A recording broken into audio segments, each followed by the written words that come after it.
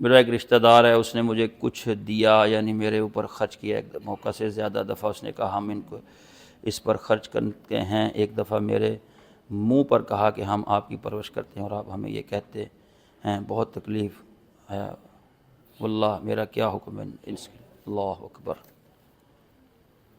نبی کریم صلی اللہ علیہ وسلم نے فرمایا 3 قسم کے لوگ ایسے ہیں، 4 قسم کا عذاب ان کو ہوگا۔ ثلاثۃ لا یکلمہم اللہ یوم القیامہ، اللہ قیامت کے دن ان سے بات تک کرنا پسند نہیں کریں گے، گناہوں سے پاک نہیں کریں گے،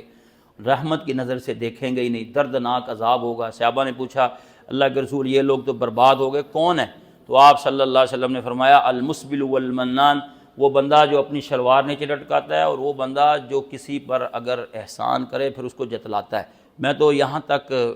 اپنے علم کی بنیاد پہ جو سنا ہے، اہل علم سے پڑھا ہے، پہنچا ہوں کہ والدین بھی اپنی اولاد پر احسان نہیں جتلا سکتے کہ میں نے تمہیں کھلایا ہے، یہ کہ ڈیوٹیاں ہیں ہم ادا کر رہے ہیں، یہ احسان نہیں اللہ نہیں جتلاتا احسان، تو ہم کیوں جتلا رہے ہیں؟ اور یہ جتلانا یہ انتہائی